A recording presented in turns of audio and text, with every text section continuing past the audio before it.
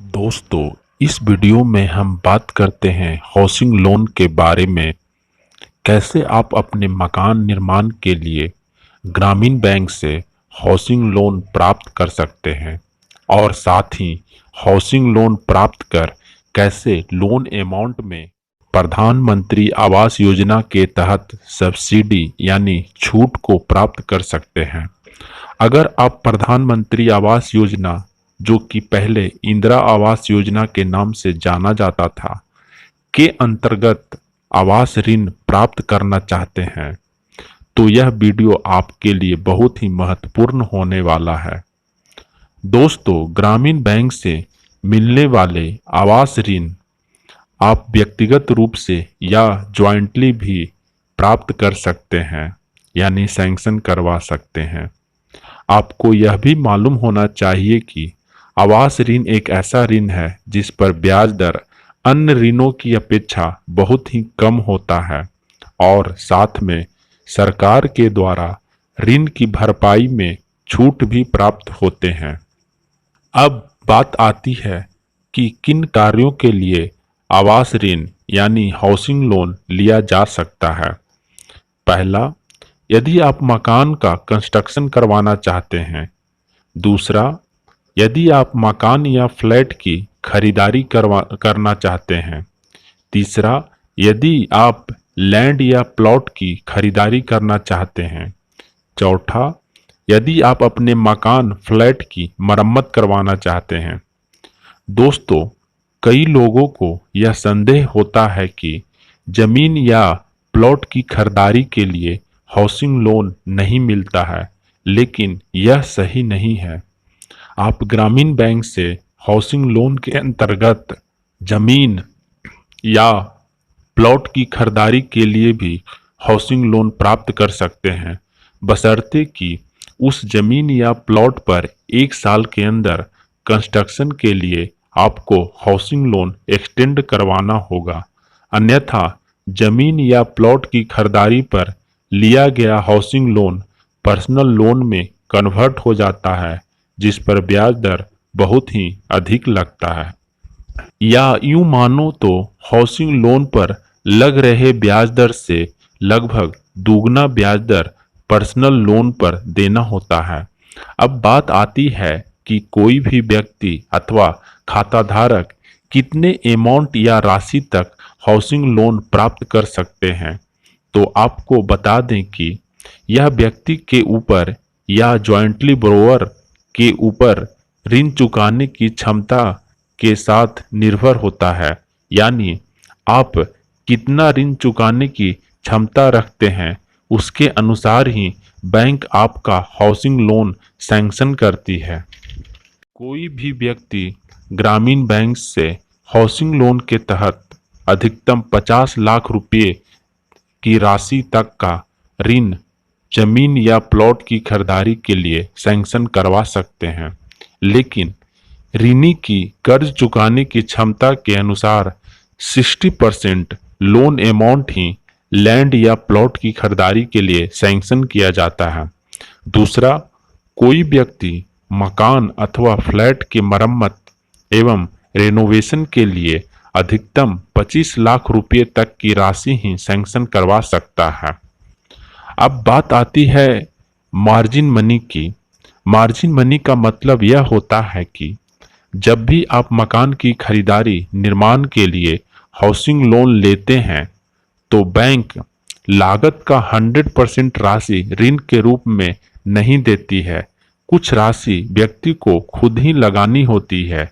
यह राशि 20% से 40% तक का हो सकता है।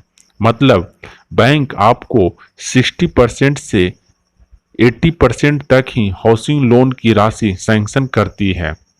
बाकी राशि आपको खुद ही लगानी होती है। यही राशि मार्जिन मनी कहलाती है।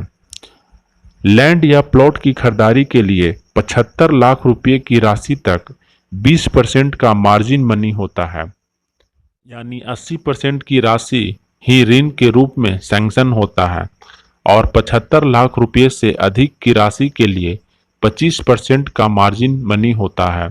यानी 75% की राशि ही ऋण के रूप में सैंक्शन हो सकता है। हाउसिंग लोन बैंक तभी सैंक्शन करती है जब प्रॉपर्टी को मॉर्टगेज किया जाता है, यानी बैंक के पक्ष में यह एक एग्रीमेंट पेपर पर रजिस्टर्ड किया जाता है और जब ऋणी लोन की राशि किस्तों में चुका देती है तब यह एग्रीमेंट कैंसिल हो जाता है या रजिस्टर्ड प्रॉपर्टी का मॉर्टगेज रद्द कर दिया जाता है। यदि किसी कारणवश ऋणी ऋण को नहीं चुका पाता है तो बैंक इस प्रॉपर्टी को आधिकारिक रूप से बेचकर अपने लोन अमाउंट को एडजस्ट कर सकती है। अब बात आती है कि कोई भी व्यक्ति हाउसिंग लोन लेकर कितने साल तक रीपेमेंट कर सकता है। तो दोस्तों आपको बता दें कि 30 सालों तक मंथली इंस्टॉलमेंट में आप हाउसिंग लोन की राशि को चुका सकते हैं अथवा अधिकतम 65 साल की आयु तक हाउसिंग लोन की राशि को चुकाया जा सकता है। और यदि आपने मकान या फ्लैट के मरम्मत या रिनोवेशन के लिए हाउसिंग लोन प्राप्त किया है तो आपको अधिकतम 15 सालों के अंदर ही इक्वेटेड मंथली इंस्टॉलमेंट के रूप में ऋण को चुकाना होता है। दोस्तों आपको यह भी मालूम होना चाहिए कि यदि आप किसी प्रॉपर्टी की खरीदारी अथवा रिपेयर या रिनोवेशन के लिए हाउसिंग लोन लेते हैं तो आपको बैंक के नियम अनुसार उस प्रॉपर्टी का इंश्योरेंस करवाना भी जरूरी होता है। अंत में बात करते हैं हाउसिंग लोन लेने के दौरान चार्जेस कितना लगता है और कितना ब्याज दर देना होता है। तो दोस्तों आपको बता दें कि यदि आप डिफेंस पर्सनल हैं तो आपको कोई भी चार्जेस नहीं देने होते हैं और सामान्य नागरिक के लिए अपफ्रंट फीस लोन अमाउंट का 0.50% से 0.90% तक का तथा डॉक्यूमेंट चार्जेस 1350 रुपये तक देना होता है। 35 लाख रुपये के हाउसिंग लोन के लिए 7.35% और 35 लाख से अधिक के हाउसिंग लोन के लिए 7.70 ब्याज दर देना होता है और बैंक स्टाफ को 6.35% से 6.70% सिंपल इंटरेस्ट के रूप में देना होता है। यह ब्याज दर लोन अमाउंट के लिमिट के ऊपर निर्भर करता है। दोस्तों हाउसिंग लोन के जिस ब्याज दर की बात हम कर रहे हैं यह दो तरह का होता है, पहला फिक्स्ड और दूसरा फ्लोटिंग। फिक्स ब्याज दर में लोन लेते समय ही जो ब्याज दर फिक्स किया जाता है वही ब्याज दर आपको ऋण की समाप्ति तक लगता रहता है और फ्लोटिंग रेट में ब्याज दर आरबीआई के मॉनेटरी पॉलिसी के अनुसार बीपीएलआर रेट में परिवर्तन से घटता बढ़ता रहता है। दोस्तों हाउसिंग लोन लेने के बाद ऑनलाइन प्रधानमंत्री आवास योजना के तहत कैसे सब्सिडी प्राप्त करते हैं इसके बारे में हम आपको आज जानकारी देंगे।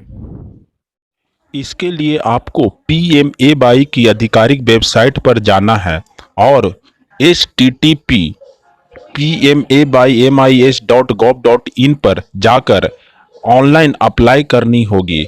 ऑनलाइन आवेदन के द्वारा आप प्रधानमंत्री आवास योजना के अंतर्गत मिल रहे सब्सिडी को प्राप्त कर सकते हैं।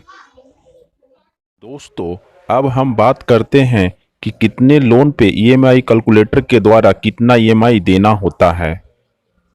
यदि 10 लाख लोन के लिए 7.35% ब्याज दर पे 10 साल के लिए ईएमआई 11,792 रुपया पर मंथ देना होता है, वहीं 10 लाख लोन के लिए 7.35% पे 15 साल के लिए लोन लेने पे आपको ईएमआई 9,185 रुपये देने होते हैं और वहीं यदि ये अमाउंट 20 साल के लिए लिया जाता है तो आपको 7,964 रुपये ईएमआई के रूप में पेमेंट करने होते हैं।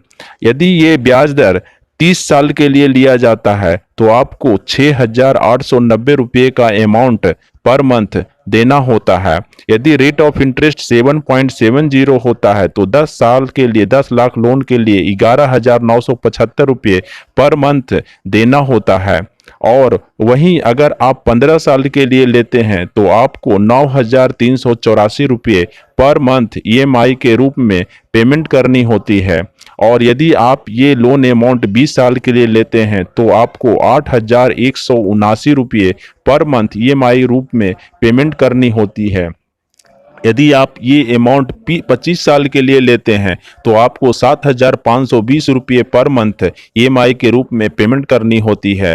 और 30 सालों के लिए 7,130 रुपये पर मंथ आपको 10 लाख लोन के लिए पेमेंट करनी होती है। तो दोस्तों इस तरह से आप कैलकुलेट कर सकते। दोस्तों प्रधानमंत्री आवास योजना के अंतर्गत शहरी और ग्रामीण क्षेत्रों में 2022 तक सबको मकान यानी सबको घर देने का प्लानिंग है।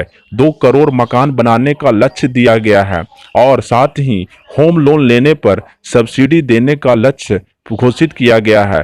तो आप पीछे मत हटिए, प्रधानमंत्री आवास योजना के तहत मिल रहे लाभ को जरूर उठाइए और एक अच्छे और सुंदर घर का निर्माण कीजिए और जल्द से जल्द होम लोन प्राप्त कर छूट का फायदा उठाइए। तो दोस्तों आपको यह जानकारी कैसा लगा कमेंट बॉक्स में लिखकर जरूर बताएं। और भी किसी तरह का हाउसिंग लोन के बारे में आपको डॉक्यूमेंट के अंतर्गत या प्रधानमंत्री आवास योजना के तहत मिल रहे छूट के बारे में जानकारी प्राप्त करना है तो कमेंट बॉक्स में जरूर बताएं। हम आपका जवाब भरसक देने का प्रयास करेंगे। Thanks for watching this video.